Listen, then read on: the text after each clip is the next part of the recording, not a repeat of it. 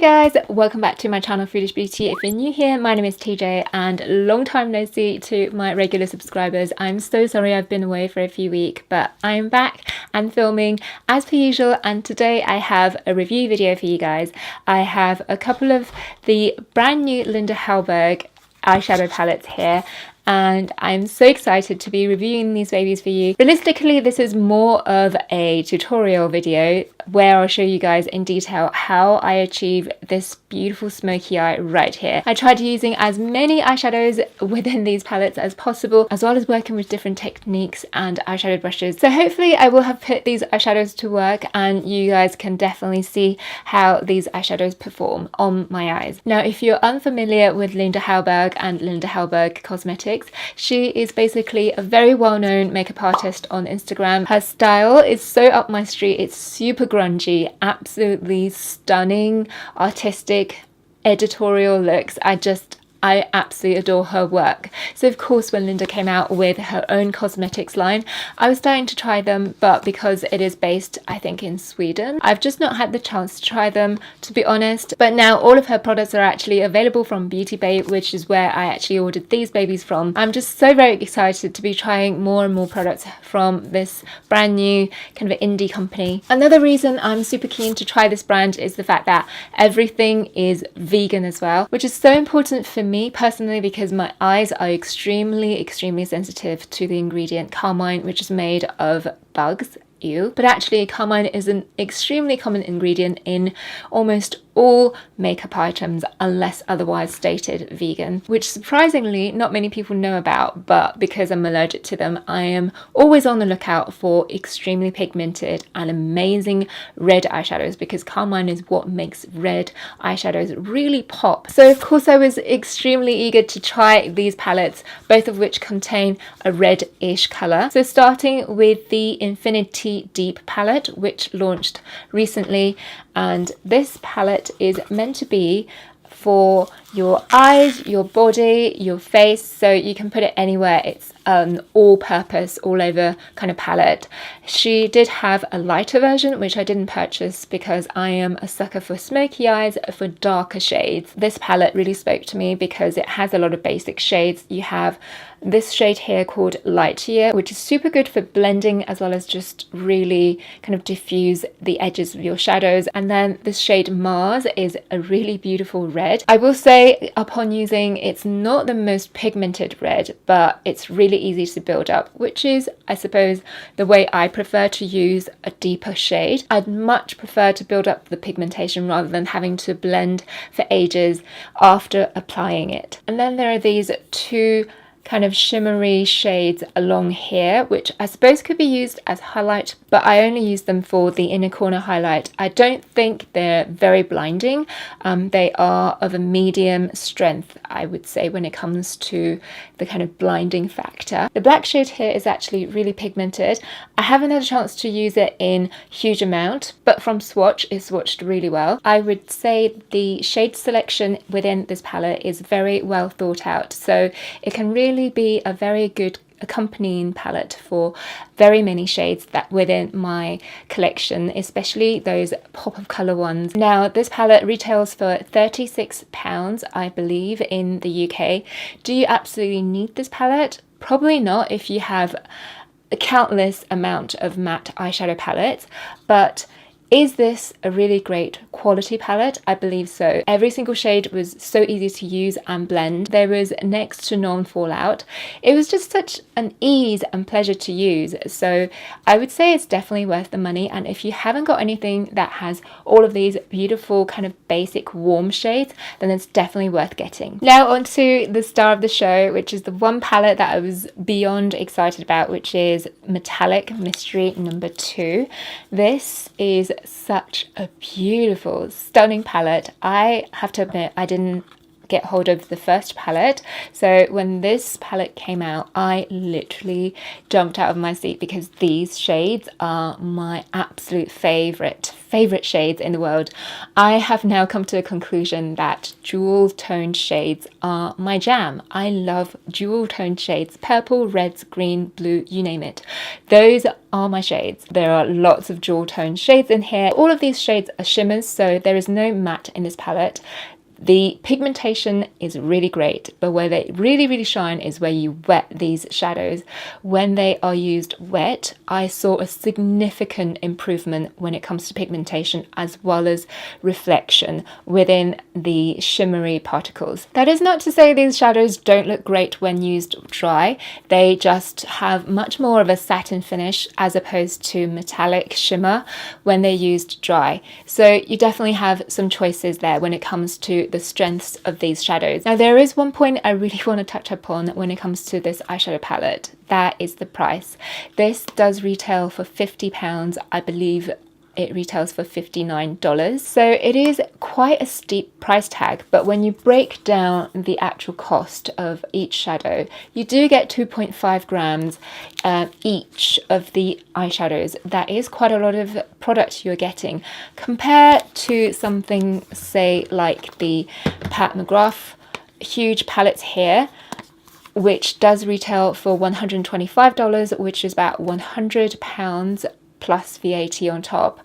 At first glance, when you're doing the math, it almost looks like each shadow is retailing the same. So when you look at this packaging, which is completely cardboard, compared to the luxe packaging of Pat McGrath, my first initial reaction was like, oh my gosh, this is so light and so flimsy, and they are similar pricing. But when you do actually break it down properly and do the math, these eyeshadows are half the price of the Pat McGrath ones. So don't panic, they are not the same price. Granted, I am not a huge fan of the cardboard packaging. It is eco-friendly, but it doesn't have that luxe feeling, I would have to say. Moving on to some swatches, the first shade we have is Collision. It's the star shade in the palette. I cannot tell you how gorgeous it is, and it is what I have all over the center of my eyes right now, and it just looks like liquid. I can see that, and it is super amazing. It doesn't have a massive amount of fallout, which is really great. So it does have a good amount of dimethicone in there, I suspect. I believe Collision was a repeat shade from her previous special edition palette, 4-pan palette. So I'm not too sure if I had that, would I still be willing to pay for the full price for this palette, which has the same one eyeshadow there, but because I didn't, so I feel okay paying for that price. And then we have Epsilon, which is a beautiful shimmery bronze, deep bronze. This shade definitely benefits from being used wet. That's when you can really see the complexity within the shade. I could say the same for the rest of the shades, to be honest, because they all have that beautiful flip to them. Like this next one here called Arcturus. I'm not sure if I'm pronouncing that right, but when you use this shade wet is when you really see the cranberry flip coming through, and lots of the purple, gold, rose gold, silver, micro glitter, micro shimmer coming through as well. When you use that dry, it's really difficult to see those beautiful micro shimmers. And then finally we have Draco, which is a beautiful rich emerald green. It has a black base, I could definitely tell, but the emerald green when used wet is such an amazing shade. This is what I have on the outer corner of my eyes, and it just is stunning. So that's all the shadows within the Metallic Mysteries #2 palette. I would say it's definitely worth getting, even with the slightly steep price tag. I think it's worth the investment because all of the shadows just behave so well. As you will see in my tutorial, there is literally no fallout, and when they're used wet, the pigmentation and the complexity of the shadows are just so great. I am hoping to create endless looks with these two palettes, so please stay tuned, especially keep an eye out for my Instagram story tutorials, which I do very often. But for now, let's quickly move on to the tutorial half of this video.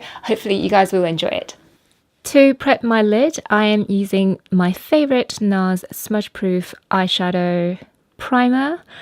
This is such a holy grail product of mine, And to start with, we're going in with this shade called Quasar using the Zoeva 231 Luxe Petite Crease brush, which is one of my favourite brushes.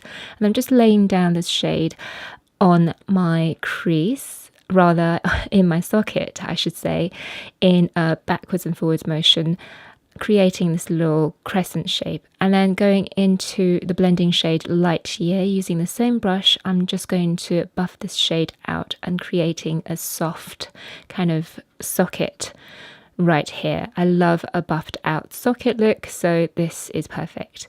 Then going into the shade Mars, using the Morphe M506 brush, I am going to intensify the crease with the Mars shade. This is a vibrant red, which is really easy to build up. And then going back with the buffing shade, again, I'm just softening the edges, creating a soft, buffed out look. Going in with the shade Arcturus from the Metallic Mysteries number 2 palette using the Zoeva 234 Luxe Smoky shader. I'm just putting this shade on the inner 2/3 of my mobile lid, and this will serve as a majority colour on my mobile lid. Making sure I'm not taking this shade too far into the socket, but I am taking it over my crease. Picking up the shade Draco now using the MAC 239 brush, which is basically the same as the Zoeva one, and I'm just concentrating this green on the outer corners, again taking it over my crease but not exceeding the red or the orange shades over my socket area. And then using a small pencil brush, I am just going to really draw in some details as if this is fading in a very kind of gradual, very subtle way. Just small defined lines into the Arcturus shade. Going back in now with the Mars shade just to intensify my socket a little bit. I'm going to add some buffing shade into the socket once again, just so the socket looks a little more defined but still buffed out. Going into the shade Collision, I'm just using my finger, dabbing that all over my mobile lid, only in the very center though, taking that slightly over my crease or even all the way up to my socket line, but not of course over the Mars shade. This technique really helps with my hooded eyelids, so the sheen and the gleam will still really be visible even when my eyes are open. Using the MAC 228 brush, I am going back into the Draco shade, this time using the brush slightly damp, and I'm just dabbing this shade on the very outer corner to really intensify that green. And as you can see, the shimmers are really coming through because the brush is wet. After cleaning the brush, I'm going in with the same brush, but this time using the shade Arcturus, and just really intensify the inner corner of my eyes where I laid down that original cranberry shade. Once again, as you can see, when used damp, the shimmers really come through and it's just beautiful. To highlight the inner corner, I am using the Zoeva 238 Luxe Precise shader, going into the shade Solar as well as Polar Star.